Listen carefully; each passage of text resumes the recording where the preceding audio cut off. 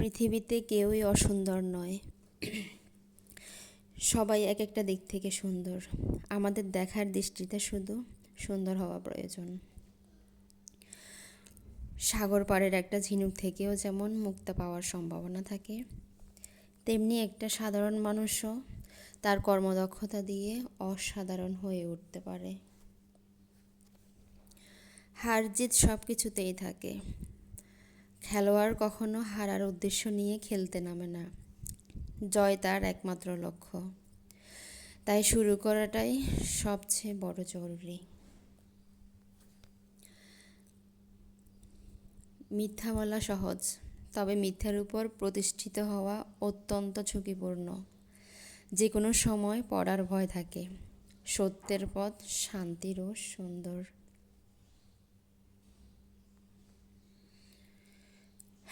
মূল্য পেতে হলে আগে মূল্য দিতে জানতে হয়, কিন্তু আমরা বেশিরভাগই শুধু মূল্য পেতেই ইচ্ছুক, দিতে নয়। আর এই চিন্তাভাবনাই আমাদের মূল্যহীন বানিয়ে দেয় অনেকের কাছে। যে পথে কাটার গল্প থাকে না, সেই পথে সাফল্যের গল্পও থাকে না। কাঁটাবিহীন পথ আরাম দেয়, কিন্তু সাফল্যের মালা দেয় না।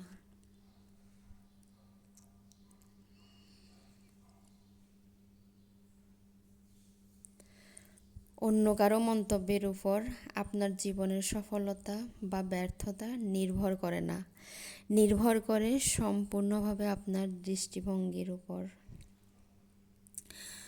ঝড়ো বাতাসে ধূলিকণা উড়ে আসে, আবার ফুলের সুবাসও। কোনটা আপনাকে ময়লা করবে আর কোনটা আপনাকে উদ্ভাসিত করবে, তার সিদ্ধান্ত আপনার।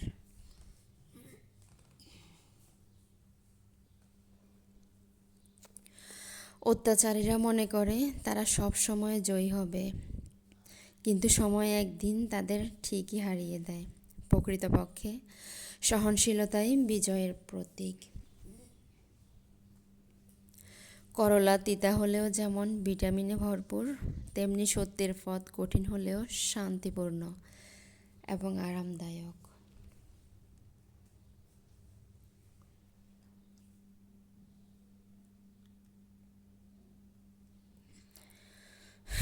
দর্শক তখনই হাততালি দেয় যখন খেলোয়াড় গোল করে, তবে সেই খেলোয়াড়ই জানে এই গোলের নিয়মটা শিখতে তাকে কতবার আছাড় খেতে হয়েছে।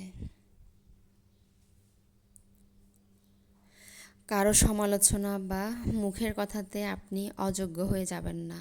অযোগ্য হবেন তখন যখন আপনি হাল ছেড়ে দিবেন।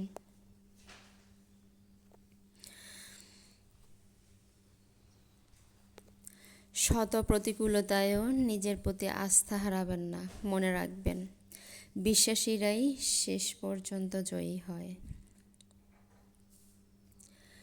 আপনি কোনো অংশেই কম নন। নিজের প্রতি এই একটি মাত্র বিশ্বাস আপনাকে জীবনের যে কোনো ক্ষেত্রে সাফল্যের শীর্ষে পৌঁছে দিতে পারে।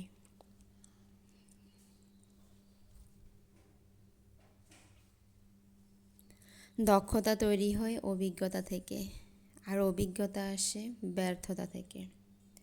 তাই ব্যর্থতা খারাপ কিছু নয়, এটা সাফল্যের প্রথম ধাপ।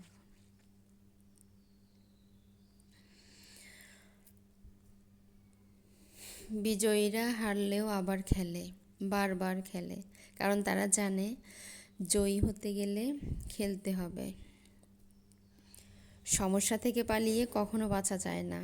সমস্যাকে যদি সাহস ও আত্মবিশ্বাসের সাথে মোকাবেলা করা যায়, তাহলে সমস্যার একটি সুন্দর সমাধান ঠিক বের হয়ে আসে। যে কখনো ব্যর্থ হয়নি, সে কখনো জয়ের স্বাদও পায়নি। ব্যর্থতাই শিখিয়ে দেয় কী করে জয়ের বন্দরে তরি ভেড়াতে হয়। বেঁচে আছেন, তার মানে সমস্যা থাকবেই। দরকার কেবল সমাধানের সহজ রাস্তাটাকে খুঁজে বের করা।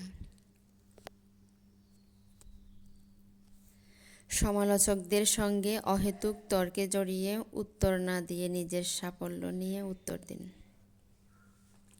সেটাই হবে সবচেয়ে বড় প্রতিশোধ।